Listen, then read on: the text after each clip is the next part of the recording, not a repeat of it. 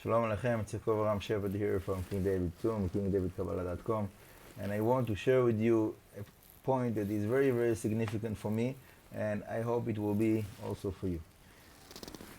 There is a big concept in the world that is called Vodadut, as some people call meditation Itvodadut, or Itvodadut they call meditation. Really, there is definitely a connection, but when the people are thinking about this concept of Itvodadut, they think about isolating themselves from the physical world. To go out to the forest or whatever it is, you can definitely do your Itvodadut, your meditation, wherever.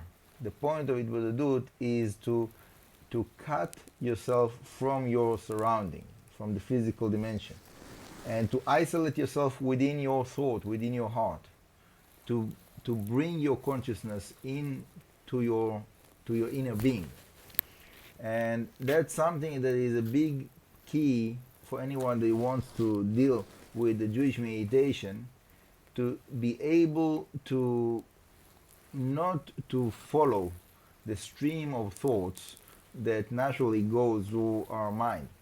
Okay, that's a big challenge for many people. It is a very, very big challenge, but when with a lot of patience and a lot of practice, so it happens that the person is finding himself that is able to concentrate in a certain point, in a certain thoughts that he wants to, and without sailing out from there, without his permission. Okay, we have to be the owners of our thoughts. We have to be the owners of our heart. Chazal is teaching us that רשעים הם ברשות ליבם, צדיקים ליבם ברשותם. Wicked people, their heart controls them. The righteous people, they control their heart. Okay? When we have a mitzvah to be happy, for example in a wedding, so even though we have all kinds of issues and different things, whatever it is, we have to be in a space of the joy of the wedding.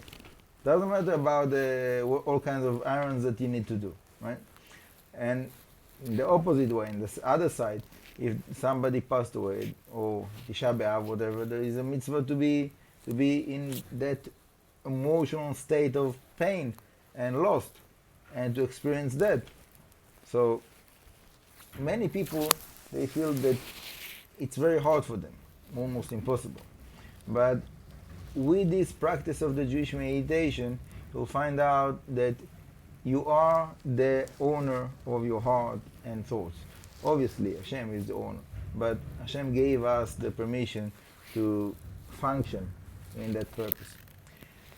So, coming to conclusion, the goal is to connect to Hashem.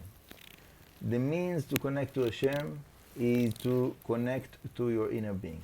To be able to connect to your inner being, you have to be able to isolate yourself within your connection with Hashem.